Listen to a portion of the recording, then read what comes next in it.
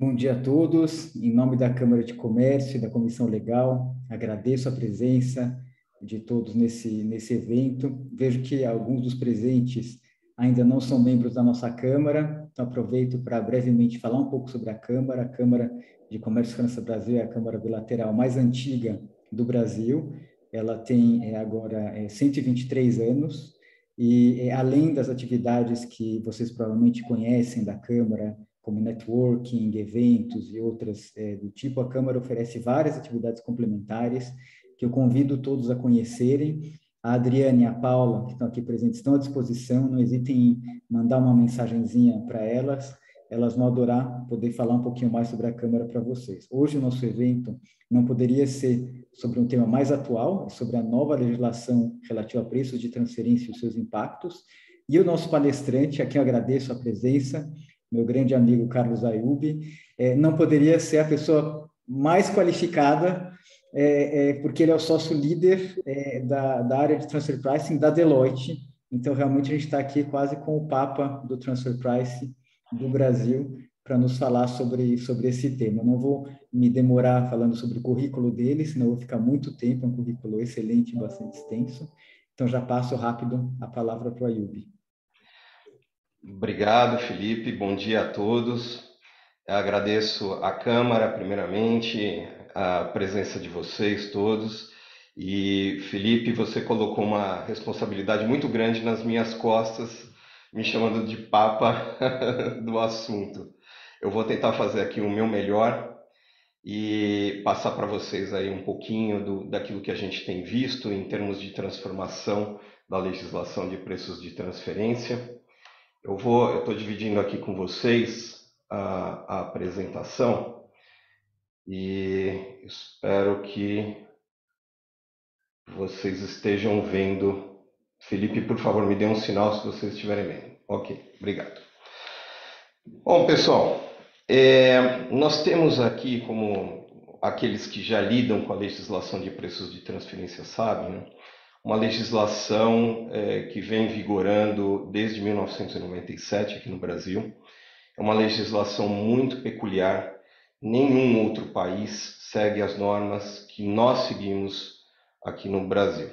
E desde então nós temos sido aí bastante criticados, tanto pelos experts e autoridades de outros países, como nós também fomos bastante criticados nos primeiros anos dessa legislação pelos próprios contribuintes brasileiros, né? E ao longo desses anos, houve uma aceitação maior da legislação de preços de transferência do jeito que ela é. ah, Minha imagem travou, mas eu acho que vocês não estão me vendo, né? Só estão vendo minha apresentação. Pelo menos ela está travada aqui para mim. É isso mesmo, Felipe? Só faz um sinal aqui para mim, por favor.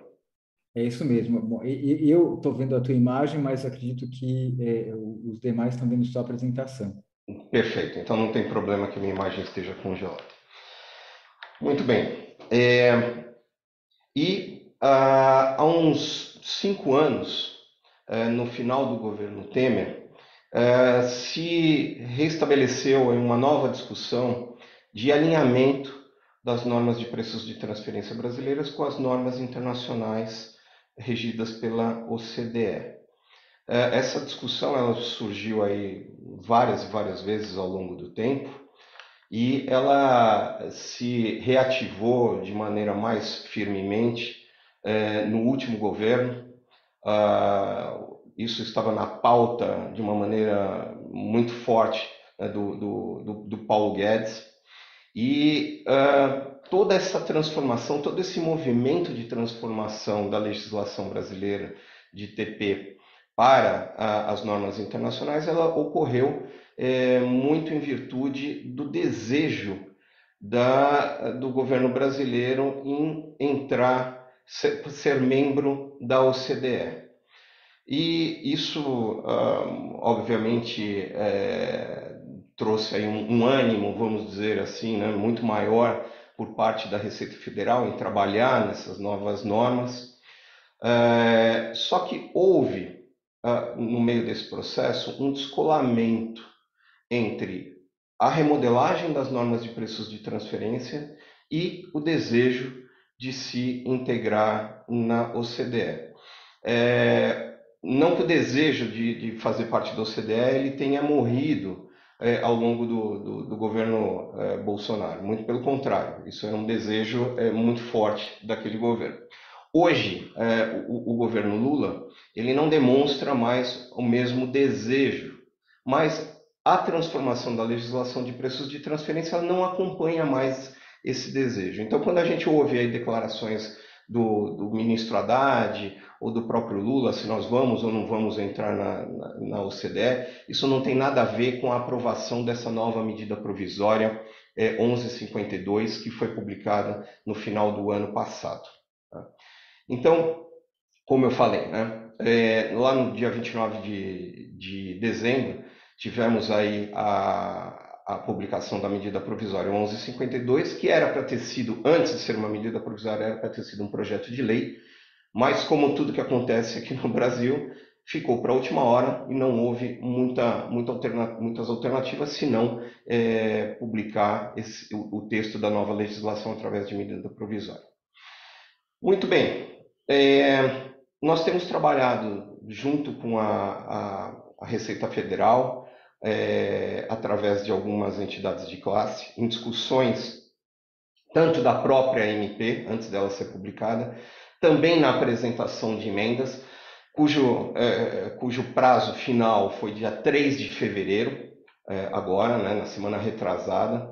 Nós tivemos aí aproximadamente 107 emendas apresentadas, muitas delas repetidas, tá? Não são 107 assuntos diferentes, tem assuntos lá que a gente vê pelo menos uma meia dúzia de vezes sendo repetido. Temos aí, considerando os 60 dias iniciais, né, do prazo da aprovação da MP, mais 60, né, por conta de extensão, temos aí um prazo final para conversão dessa medida provisória até dia 1º de junho, agora de 2023, e temos um efeito esperado, né, de obrigatoriedade de aplicação dessas novas normas a partir de 1º de janeiro de 2024. Tá? Existe, pelo texto da medida provisória, a opção dada ao contribuinte de se aplicar as novas normas ou as normas ainda vigentes, né, pela Lei 9430 e 12715, em 2023, o contribuinte poderia aplicar os dois critérios, as duas metodologias e adotar aquela que fosse mais vantajosa a ele. Eu ressalto que nas emendas existe a possibilidade, ou melhor, foi apresentada a possibilidade de se estender esse período de opção até 2025. Então a gente está esperando o texto final, né, dessa medida provisória que será esperadamente convertida em lei. Talvez traga então essa opção ao contribuinte até 2025. Então, pessoal, o que essa medida provisória traz de novidade, né? Ela traz que todas as operações, as transações praticadas pelo contribuinte brasileiro junto a pessoas vinculadas, né, elas devem ser, e esse termo já é um termo antigo, né, de pessoas vinculadas, agora ele traz um novo termo de transações controladas, mas eu ainda continuo usando o termo pessoas vinculadas, porque eu não consigo descolar esse termo da minha memória. Mas, enfim, me desculpem se eu continuar usando esse termo, mas espero que vocês entendam. Todas as transações elas devem ser baseadas no princípio arm's length. Tá? E eu vou explicar um pouquinho mais o que se trata esse princípio. Também ela traz uma correlação entre as políticas de preços de transferência internacional e a respectiva documentação suporte. Hoje, aqui no Brasil, a documentação suporte ela representa um mero compliance brasileiro, mas ela não possui nenhum alinhamento com as normas de preços de transferência internacionais e, portanto, é difícil constituir, com base nas normas brasileiras existentes até hoje, uma política internacional de preços, né? Então, o Brasil sempre ficava aí à marginalidade quando se discutia a política global de TP. Hoje, quando a gente fala da conversão da medida provisória, eu falei para vocês que existe um descolamento do desejo de se integrar ou não à OCDE. Existe hoje um tema muito importante que dá força para que essa medida provisória seja convertida em lei. E do que eu estou falando? Eu estou falando de uma remodelagem de parte da legislação tributária norte-americana que trouxe um efeito nos chamados Foreign Tax Credits, né, que a gente chama aqui de FTC. Né?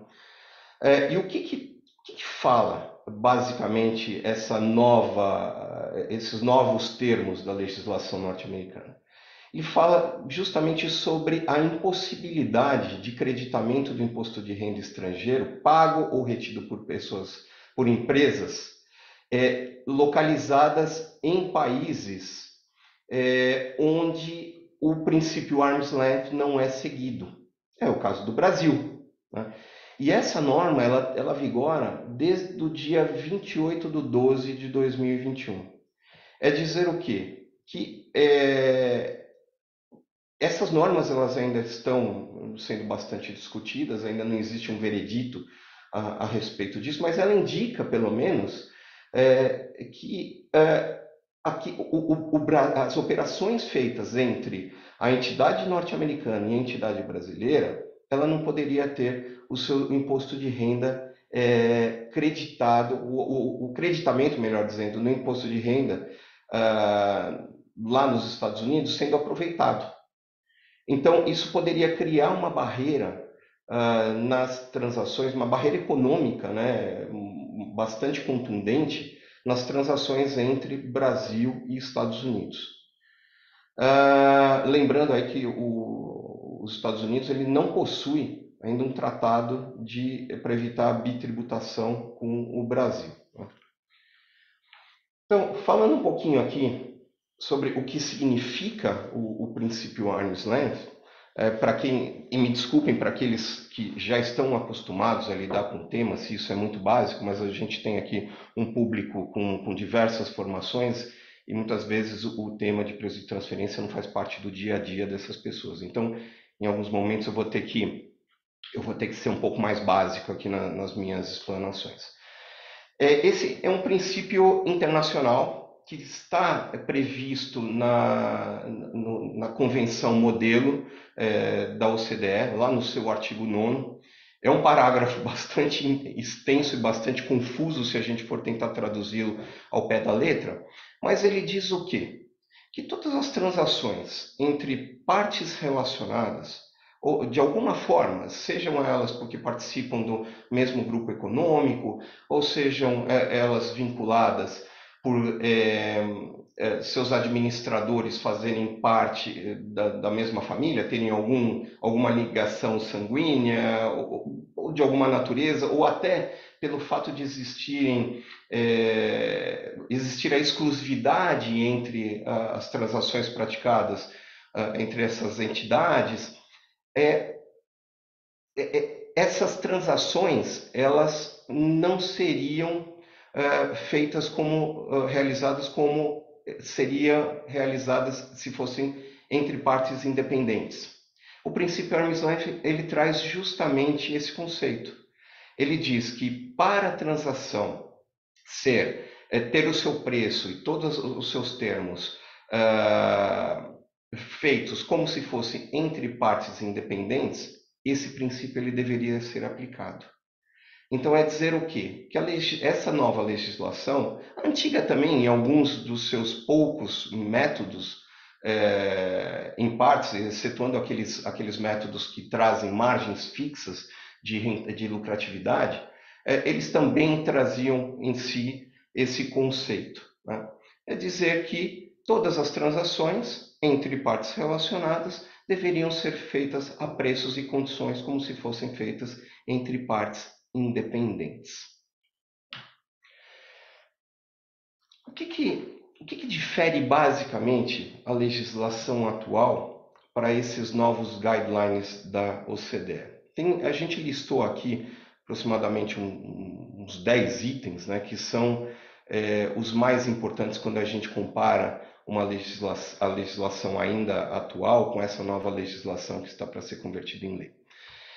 A primeira delas, e que traz um caráter arrecadatório muito grande, muito significativo, que a legislação vigente, ela traz uma avaliação produto a produto, e ela não considera as funções desempenhadas pela empresa. Então, lembrando para aqueles que já tratam com a legislação de preços de transferência, que quando a gente faz esse tipo de análise, né, produto a produto, serviço a serviço, direito a direito, nós temos aí muitas vezes situações em que o preço de um ou dois itens, né, de um rol de 100, vamos dizer assim, né, eles apresentam ajustes de preço de transferência, enquanto os outros 98 ou 99 itens não apresentam, porque eles têm uma margem de lucratividade bastante confortável dentro daquelas que se exige o método da legislação vigente. Eu tinha que tributar esses dois itens, enquanto os demais apresentavam uma margem. Isso traz realmente denota o espírito arrecadatório dessa legislação. Enquanto os guidelines do OCDE, eles trazem um fundamento mais profundo. Ele se baseia realmente nas funções realizadas pelas entidades, né, que praticam a transação, os riscos assumidos e os ativos empregados nessas transações.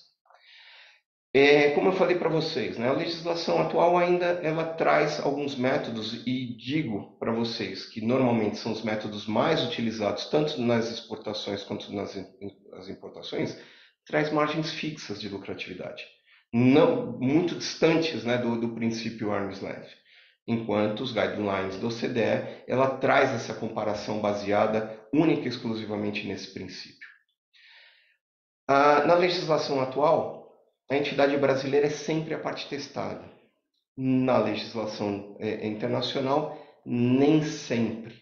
E como é que se define quem é a parte testada e quem não é? Normalmente, definindo qual é a ponta, qual é a entidade que tem é a entidade mais simples, né? Menos complexidades.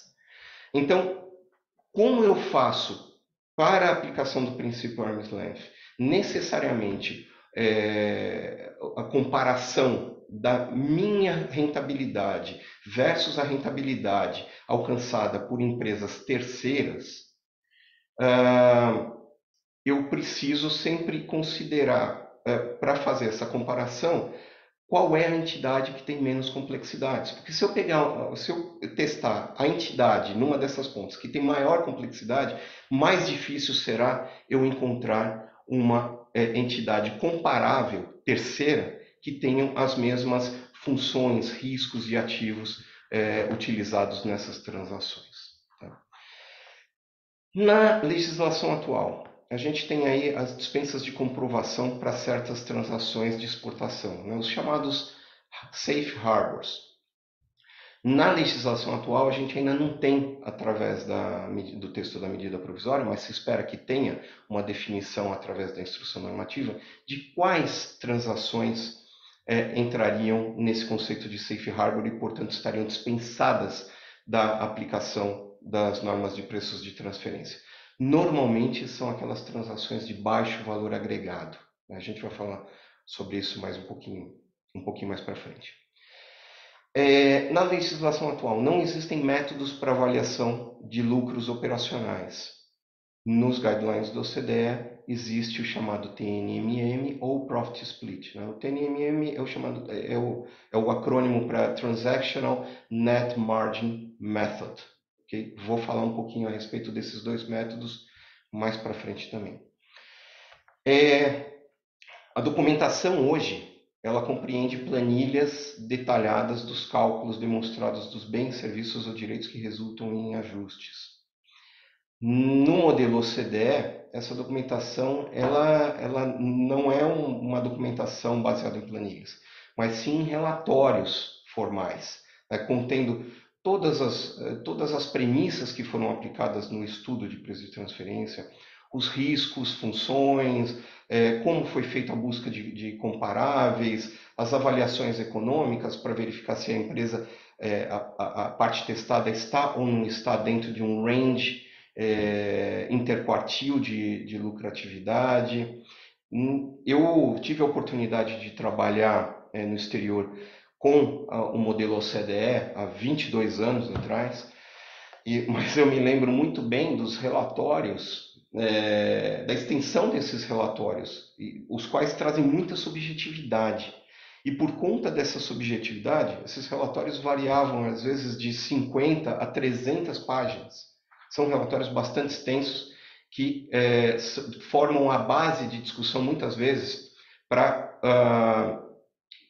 aprovação, né, para discussão e aprovação junto às autoridades fiscais daqueles conceitos que foram utilizados no estudo de preço de transferência.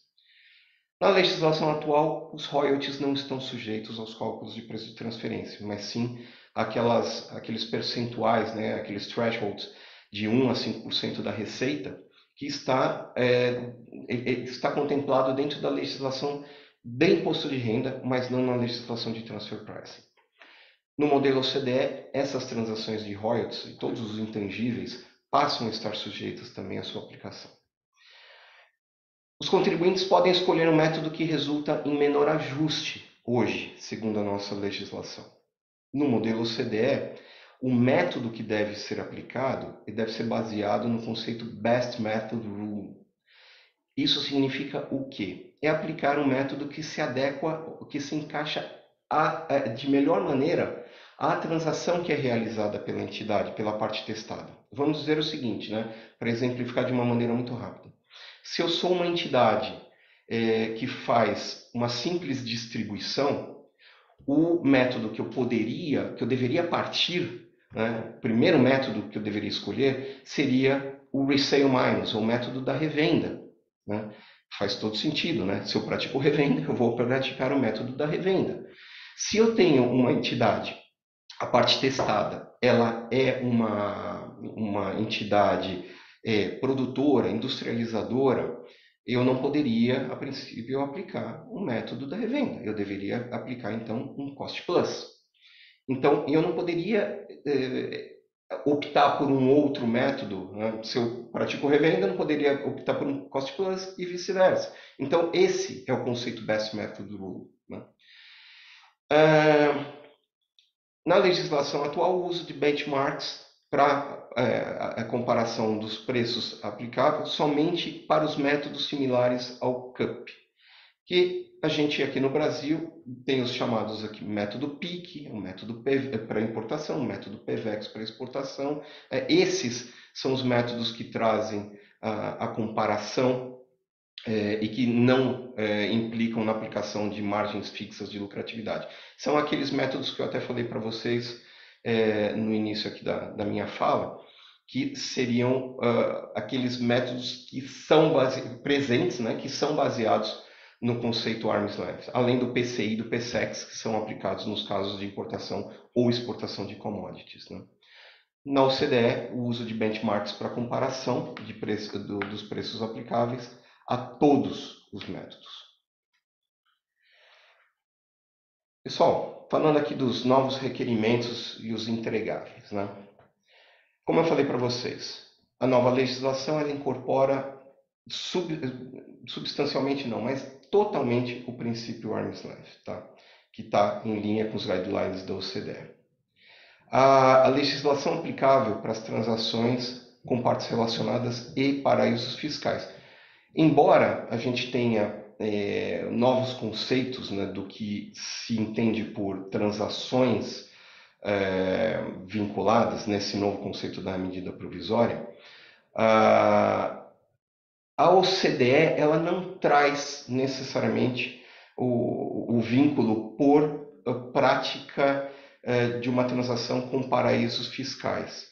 Mas a nossa legislação atual, ela prevê a aplicação dos métodos de preço de transferência para essas transações, e a medida provisória, a princípio, também vai trazer. A gente precisa de um esclarecimento um pouco maior numa legislação secundária a respeito disso, né? Então, estamos esperando aí a instrução normativa, que muito provavelmente, embora a gente saiba nas conversas que nós tivemos junto à Receita Federal, que já existe um texto já bastante avançado dessa instrução normativa, a gente não espera que ela seja publicada antes da conversão da medida provisória em lei.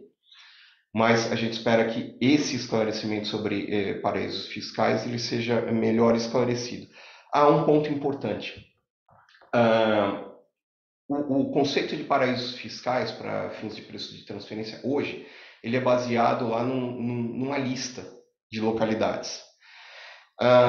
Segundo essa medida provisória, essa lista ela cairia, e o conceito do que seria entendido como paraíso fiscal seria aquelas entidades que possuem alíquota nominal de 17%.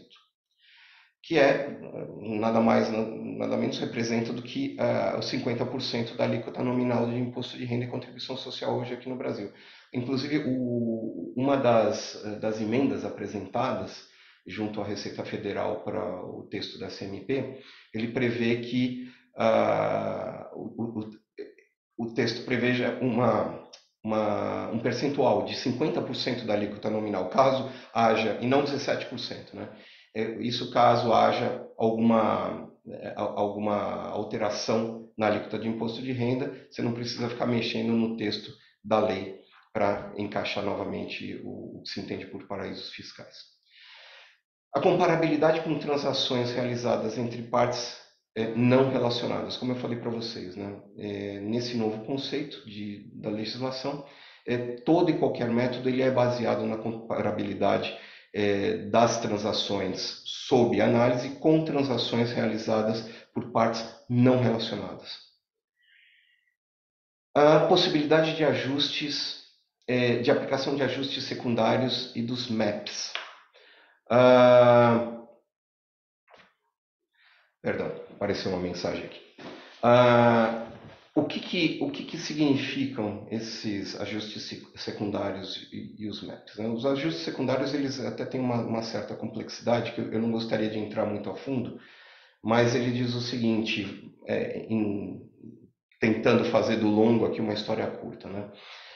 Se eu tiver algum ajuste de preço de transferência, né, resultante do meu estudo, eu estiver fora do range interquartil de rentabilidade, eu deveria receber ou fazer um aporte do montante que me colocaria, né, dentro desse range. Eu deveria fazer ou receber ou fazer esse aporte junto à pessoa ou às partes relacionadas com as quais eu pratiquei as minhas transações. E esse aporte ele seria como se fosse enquadrado, teria uma natureza muito semelhante à de um empréstimo, onde teriam juros incorridos nessa transação. E o engraçado é que, segundo a legislação, essa nova legislação, ele traz o conceito de que esse empréstimo decorrente do ajuste, ele estaria sujeito a juros que também estariam sujeitos à análise de preço de transferência. Então, você entra num ciclo até meio estranho, né? Mas isso também a gente está querendo, foi uma das propostas que nós colocamos nas emendas da MP, de tentar derrubar isso, porque é uma situação bastante esdrúxula. E os MAPs, né, que os Mutual Agreement Procedures, né, os procedimentos amigáveis. A gente tem aí uma instrução normativa, se não me engano, 1843 ou 1873, de 2018, tá, que já prevê a aplicação desses acordos amigáveis. Mas justamente porque hoje a legislação de preço de transferência ela tem um caráter muito objetivo, ela não aproxima muito as autoridades tributárias de diferentes países, e tampouco aproxima a Receita Federal do contribuinte, para que esses acordos amigáveis sejam implementados. Então, embora a gente tenha, desde 2018, a previsão de utilização desses procedimentos, a gente não vê na prática isso prosperando. Talvez com essa nova legislação, que exige necessariamente uma proximidade entre fisco e contribuinte, e também entre fiscos de diferentes países, esse seja um mecanismo que passe a ser mais utilizado. Uma pausa para a água aqui. Muito bem. As regras específicas para o cálculo de commodities alinhado com a questão de comparabilidade. Existe aí uma pequena alteração na questão da avaliação das commodities. Não existiria um método ou métodos específicos como a gente tem hoje, né, que é o PCI e o PSEX, mas o método que provavelmente seria o mais adequado, segundo aquele conceito que eu falei agora, o Best Method Rule, é o CUP, né, o Comparable and Controlled Price, seria o mais adequado. E, obviamente, como todos os métodos de comparação, ajustes deveriam ser necessários para que eu tivesse uma comparação mais realista, né? E essas comparações, desde que elas sejam baseadas em aspectos econômicos bem fundamentados, qualquer tipo de ajuste seria permitido para que eu pudesse avaliar da melhor maneira possível as transações de commodities. Hoje, esses ajustes eles são limitados, né? São ajustes impostos, previstos um a um na legislação atual. Regras específicas, como eu falei para vocês, para intangíveis, reflexos nas regras de royalties. Então, a gente teria necessariamente que ter uma remodelagem também no regulamento de imposto de renda, quando ele fala dos limites de dedutibilidade para transações de intangíveis, mais precisamente de royalties. Porque, a partir dessa nova legislação, essas transações passariam a ser avaliadas sob a aplicação de um dos métodos de preços de transferência. Regras específicas para serviços vinculadas envolvendo o Benefit Test. O Benefit Test é algo muito semelhante àquilo que previa o artigo 299 do RIR, se eu não me engano, hoje é o artigo 311, quando ele falava da avaliação dos pagamentos de serviços, antes de submetê-los às normas de preço de transferência, avaliação dos critérios de dedutibilidade. Esse Benefit Test é algo muito semelhante, mas ele precisa ser incorporado à documentação de preços de transferência. O que antes era algo que era necessário demonstrar somente numa situação de fiscalização, hoje ele passaria a ter que ser apresentado todos os critérios de avaliação de dedutibilidade na documentação de preços de transferência. Também temos regras aí, passaremos a ter regras específicas para Cost Contribution Agreement, que hoje existe aí muita fumaça, né, muita nebulosidade em cima dos chamados cost sharing, né? Existem práticas já adotadas pelo mercado, existe até consulta COSIT, se eu não me engano, de 2012, falando um pouquinho sobre a aplicação das regras de preço de transferência ou não sobre os cost sharing agreements, mas não existe um esclarecimento mais objetivo nas nossas normas. Com a nova legislação, isso passaria a existir. A inclusão da legislação sobre reestruturação de negócios. Do que a gente está falando aqui?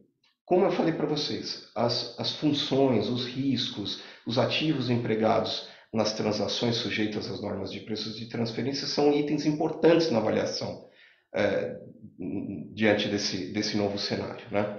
Então, cada vez que eu tiver um risco, ou uma função, ou um ativo sendo movido de uma entidade, da entidade brasileira, para uma outra entidade no exterior, desde que seja uma entidade vinculada, essas movimentações são chamadas de reestruturação de negócios e passariam também a ser objeto de análise.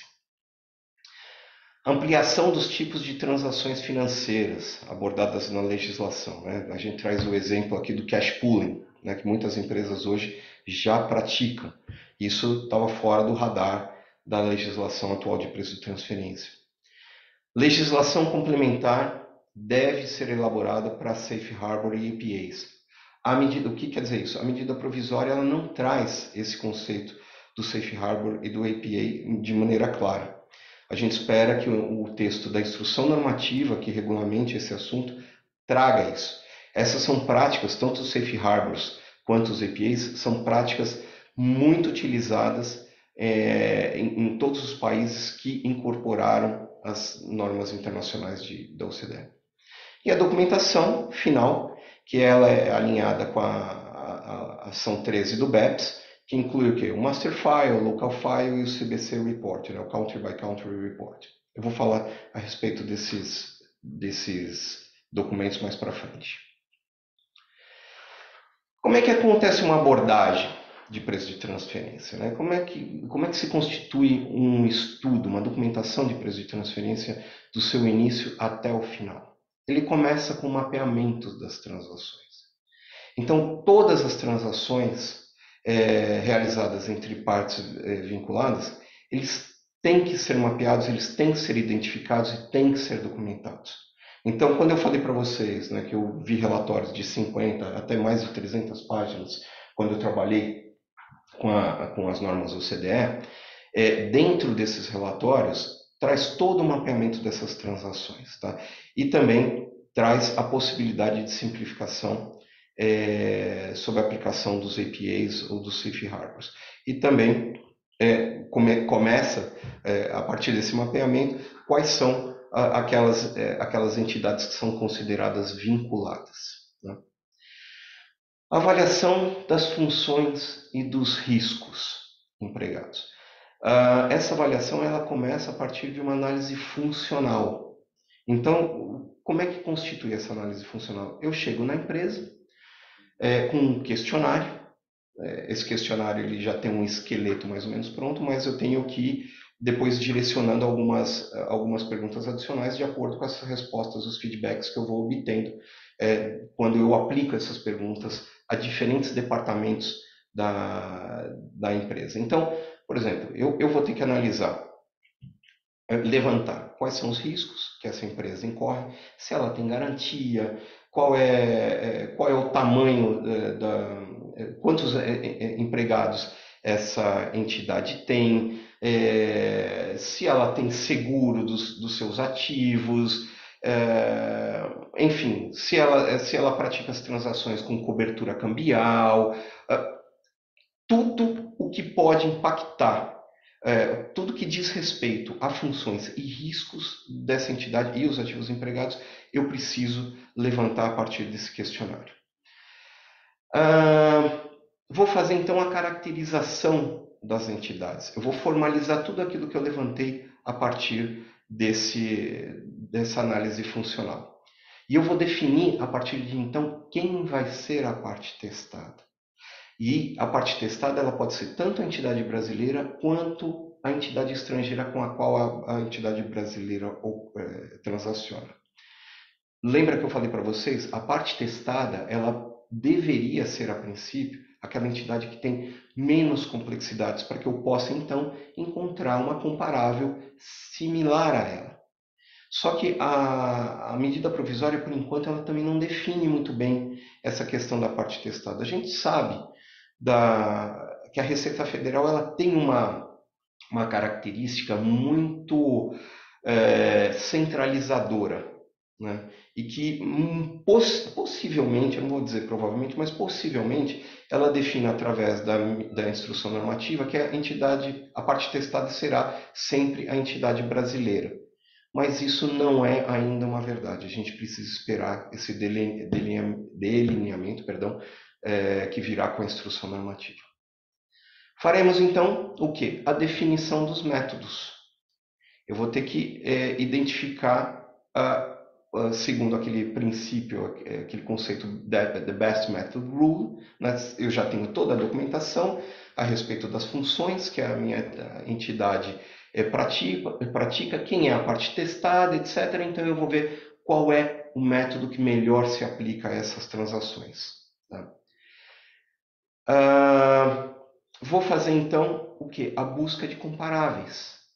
Eu vou ter que, a partir de bases de dados de empresas de avaliação de riscos, vocês já conhecem muitas delas, ou pelo menos já ouviram falar, como a Moody's, a Standard Poor's, a Reuterstat, são empresas que fazem avaliação de risco de mercado. Essas empresas, elas também desenvolveram bases de dados que trazem descrição de entidades terceiras, os riscos que elas incorrem, qual a prática que elas têm no mercado, o que elas compram, o que elas vendem, em que setor de indústria elas estão inseridas, para que eu faça uma busca de entidades comparáveis terceiras que sejam semelhantes ou tenham atividades semelhantes àquela que está sob estudo na parte testada. Vamos pensar que a parte testada é a entidade brasileira, mas não necessariamente.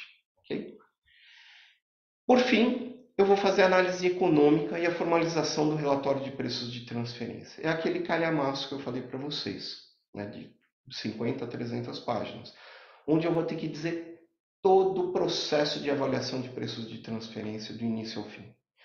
O número de subjetividades que está empregado num estudo como esse, ele definitivamente ele tem que acabar com a distância que existe hoje entre fisco e contribuinte. Tá? Porque essas duas partes elas vão ter que sentar, vão ter que avaliar, vão ter que discutir. E esse estudo, essa documentação, ela vai mostrar se a entidade, a parte testada, e vamos mais uma vez imaginar que seja a entidade brasileira, no nosso caso, se ela está ou não está dentro de uma média interquartil de rentabilidade. Ok?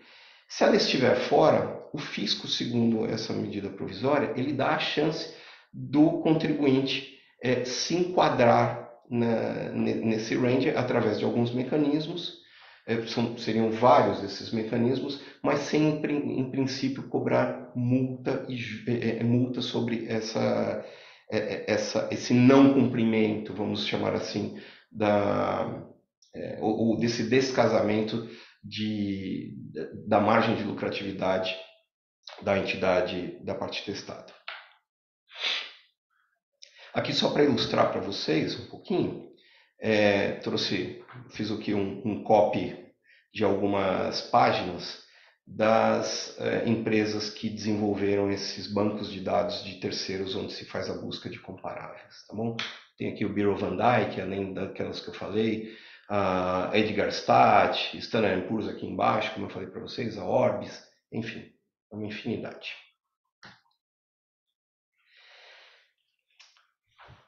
Ressaltando aqui alguns assuntos mais impactantes, né, que traz essa nova legislação de preço de transferência. Alguns eu já falei, mas eu acho que vale repetir.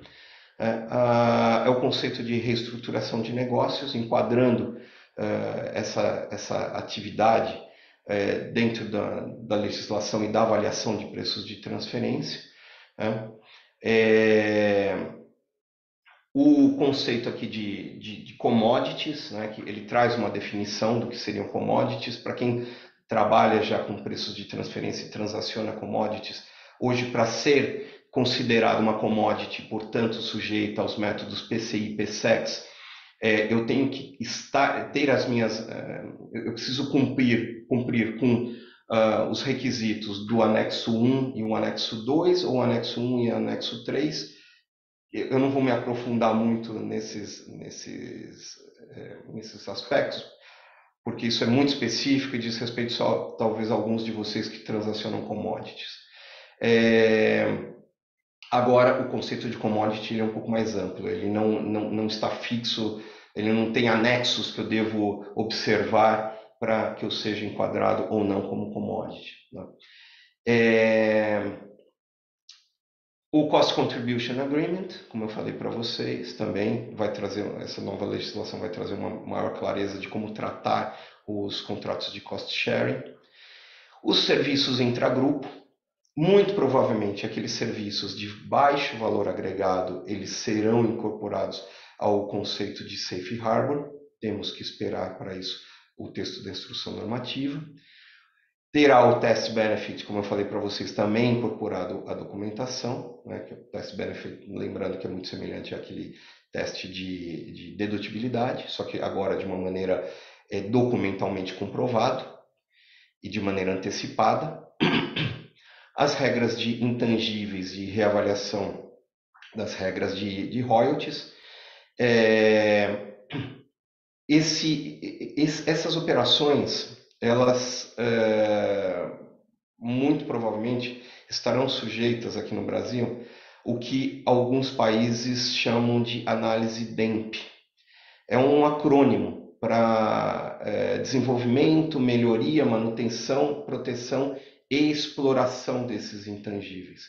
Então eu tenho que analisar, a partir dessa análise DEMP, quem controla esse intangível, quem financia, quem assume seus riscos. Não necessariamente aquele que desenvolveu o intangível deve ser a parte que, que será detentora de todos os lucros que esses intangíveis produzem. Então eu preciso olhar também se eventualmente, além daquele que desenvolveu esse intangível, se existe uma outra parte que controla, o que passou a financiar, o que assume os riscos desses intangíveis, que também, por sua vez, deveriam ter a sua parcela de lucratividade nessas operações que envolvem esses intangíveis.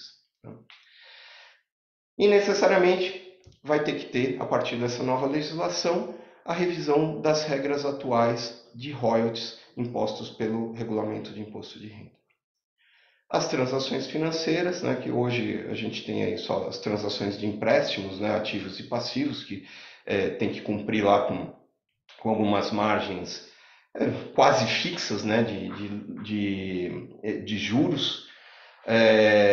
Hoje essas transações financeiras elas têm um rol mais abrangente e exigem uma avaliação segundo métodos específicos.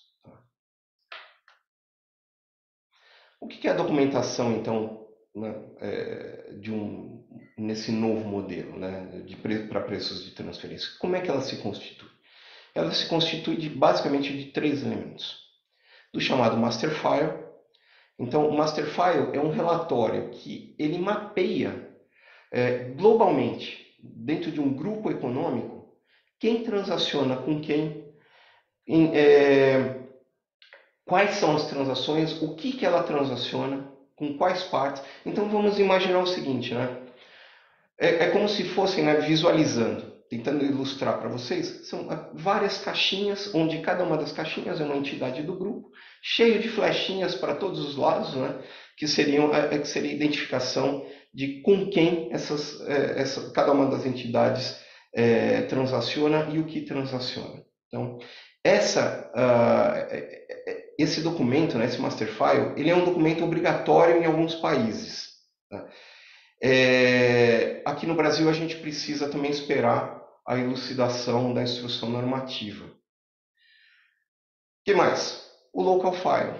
O Local File nada mais é do que o documento de compliance de cada um dos países para preços de transferência. Então, a gente também, na legislação atual, a gente também tem o nosso chamado Local File. Mas é um Local File que não se enquadra dentro do conceito Arm's Length, né? Não é um conceito OCDE, mas é o documento, como eu falei para vocês, de compliance local. E o CBC Report, que ele traz, vocês também já ouviram falar, que é a declaração país a país, que traz indicadores financeiros de todas as entidades do grupo e também traz aí algumas das principais funções desempenhadas por cada um dos países. O conceito do CBC ele já foi implementado aqui no Brasil. Inclusive, algumas entidades hoje já apresentam o CBC Report. Normalmente são entidades, são grupos multinacionais brasileiros que acabam assumindo essa função de apresentar o CBC Report. Caso contrário, a própria ECF ela só pede para que o contribuinte indique quem é a parte, que país que se encarregou de produzir essa declaração país a país. Enquanto aqui no Brasil, a única documentação, ou melhor, as únicas informações que o contribuinte deve apresentar de maneira proativa, né, antes de qualquer fiscalização, são as informações daquelas fichas específicas para preços de transferência que constituem a ECF. Falando muito rapidamente aqui dos métodos TNMM e o Profit Split, que são os métodos baseados no lucro. Esses métodos eles trazem um conceito que hoje aqui no Brasil ele não existe. E ele vai passar a ser muito utilizado, principalmente no que diz respeito à aplicação do método TNMM. O Profit Split ele não é tão utilizado nem no exterior. Eu vou trazer para vocês aqui um pouquinho do que constitui o Profit Split também, mas ele é raramente utilizado. Tá? Mas o TNMM é o mais utilizado. Eu diria para vocês que em praticamente 90% dos estudos de preço de transferência internacional é o método utilizado. O que ele compara? Ele vai comparar o meu lucro operacional, o lucro operacional da parte testada, vamos imaginar mais uma vez que essa parte testada seja a entidade brasileira, com o lucro operacional de outras entidades terceiras, para ver se eu estou, vamos dizer que o lucro operacional dessas entidades terceiras, ele pode variar entre 4% e 11%. Né? Se eu tiver dentro desse range, o meu lucro operacional está ok, está em compliance. Se eu estiver fora, eu tenho que adotar alguns mecanismos de ajuste para isso. E por que eu olho o lucro operacional e não olho o lucro bruto? E justamente essa é a razão que faz com que o método TNMM seja o mais aplicado. Porque muitas vezes os critérios contábeis das entidades, a parte testada e versus as entidades comparáveis, eles podem se diferir. Por exemplo, se eu estou olhando o lucro bruto, se eu estou comparando o lucro bruto da minha entidade com terceiros, eu não sei necessariamente se um determinado gasto entrou na linha que eu considero como custo, eu não sei se a entidade comparada, ela considera também como custo. Ela pode considerar eventualmente como despesa.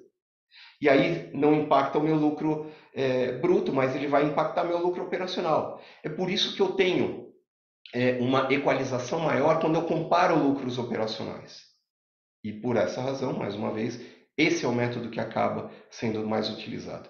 Só para constar, aqui no Brasil ele vai ser chamado de método transacional da margem líquida, tá? Ou MTL.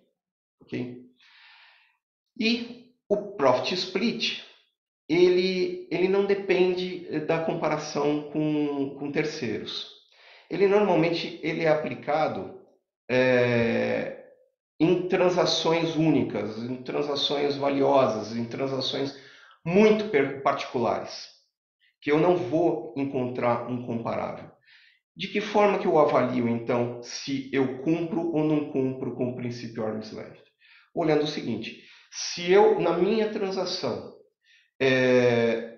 com terceiros, ou melhor, com vinculados, perdão, se eu tenho uma entidade vinculada que ela pratica as mesmas transações com outras entidades do grupo, eu deveria, se todas elas assumem os mesmos riscos e funções, eu deveria gerar o mesmo nível de lucratividade, de rentabilidade para todas as entidades do grupo. Só que a gente sabe que não é assim que as coisas acontecem. Uma entidade sempre acaba incorrendo em mais riscos, em mais funções, emprega mais ativos do que outras. Para essas entidades do grupo, eu deveria atribuir uma rentabilidade maior. É isso que eu tenho que avaliar segundo o Profit Split. Qual seria a parcela justa para cada uma das entidades, considerando os riscos e funções que cada uma dessas entidades assume. Muito bem, pessoal.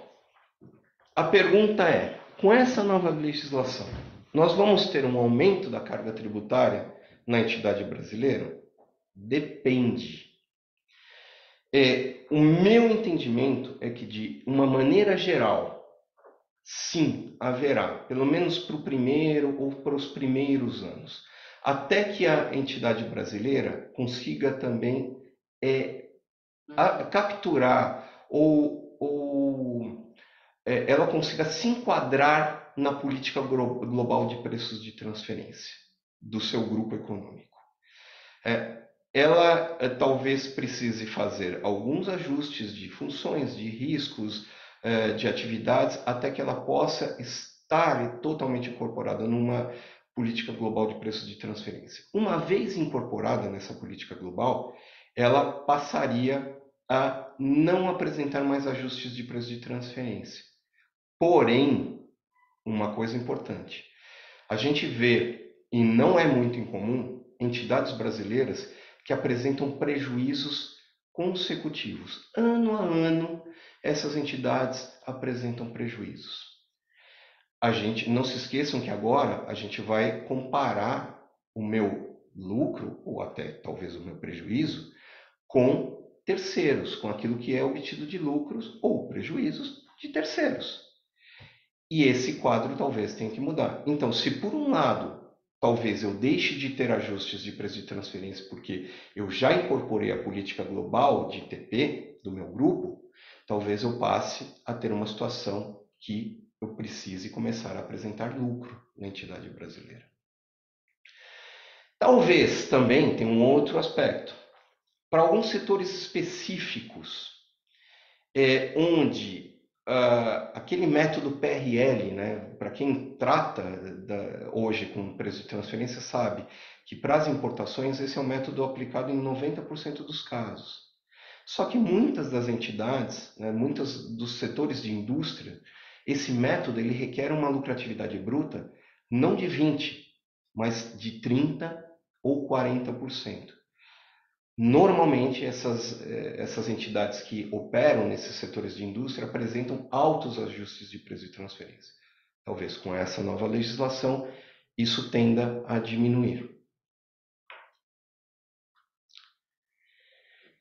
Pessoal, como próximos passos, né, para aqueles ouvintes que que trabalham em empresas sujeitas às normas de preços de transferência, ou para aqueles que trabalham no suporte, em escritórios de consultoria e vão prestar auxílio aos seus clientes, eu aqui elencaria alguns passos importantes como os próximos a serem seguidos. Lembrando que em 2023 existe ainda a possibilidade de aplicar a norma vigente ou a nova norma.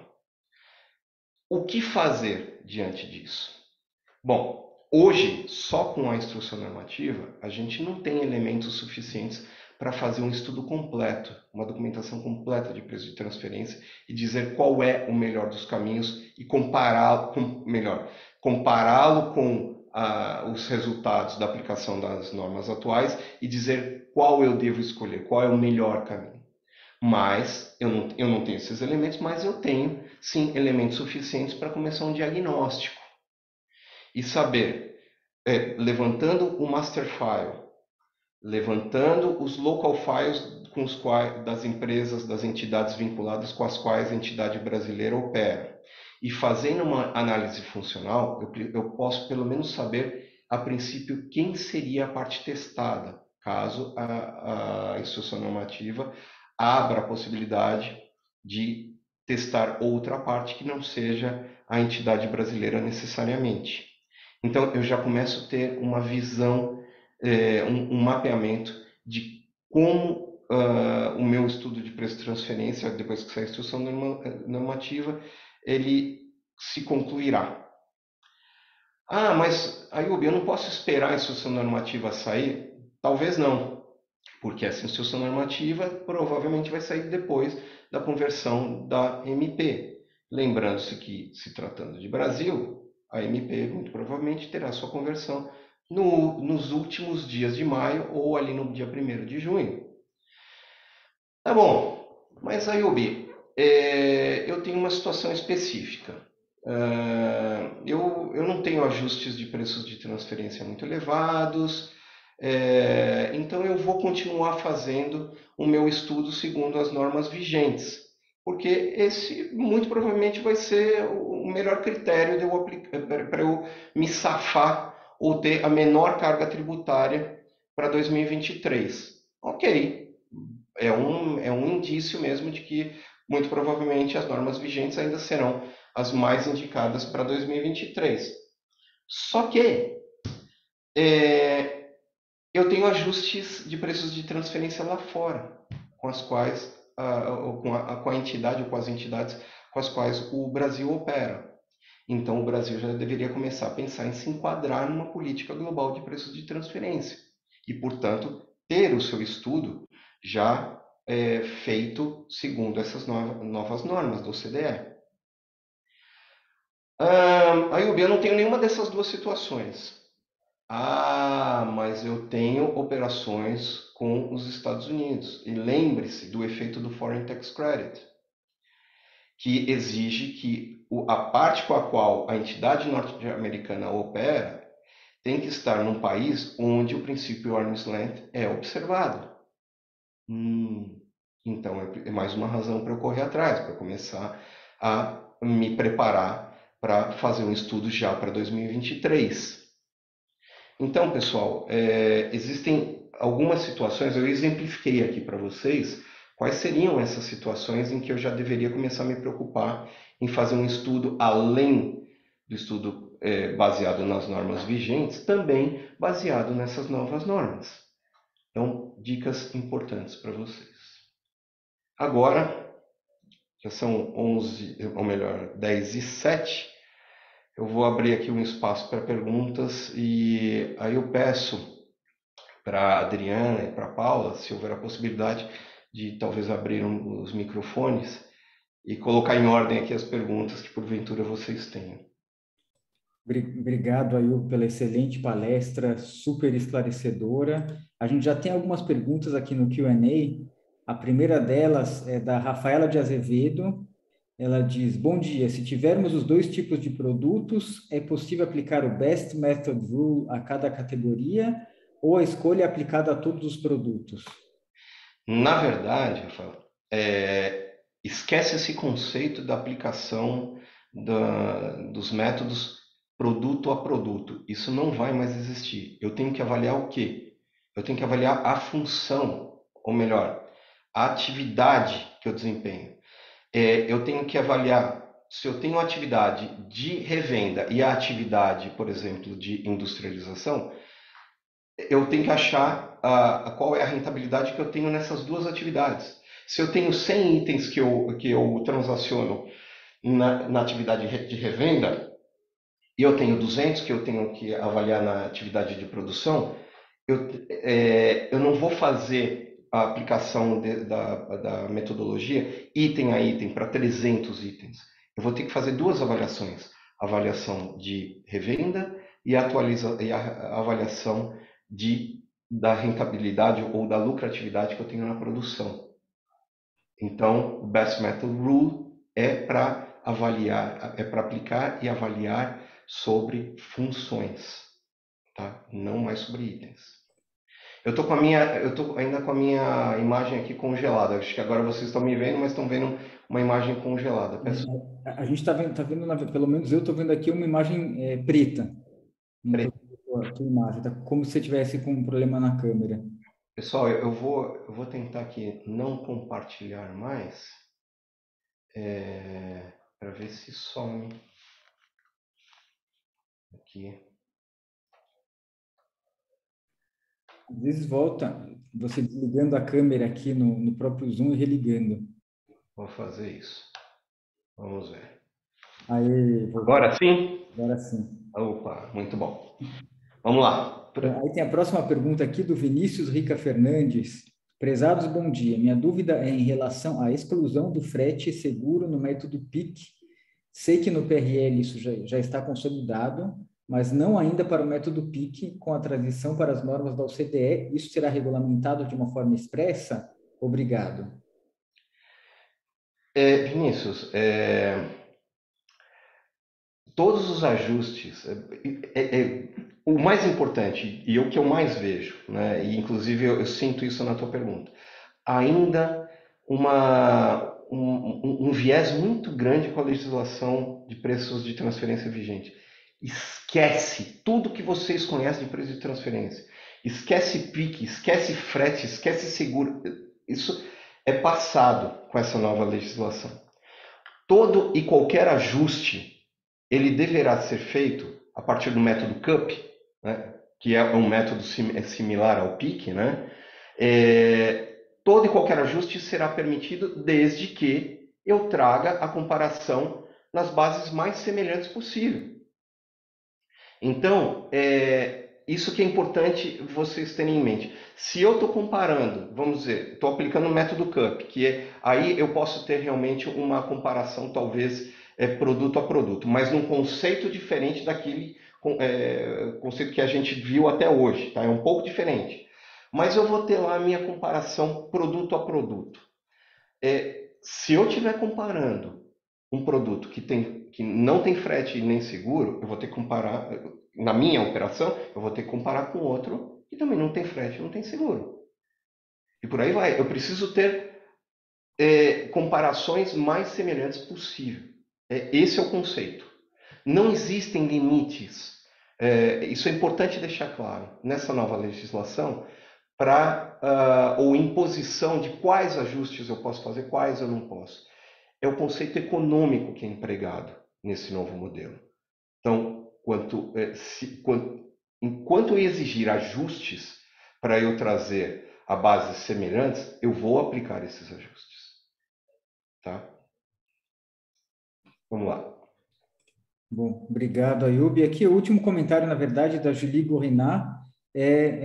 Gostaria, se possível, de receber a apresentação.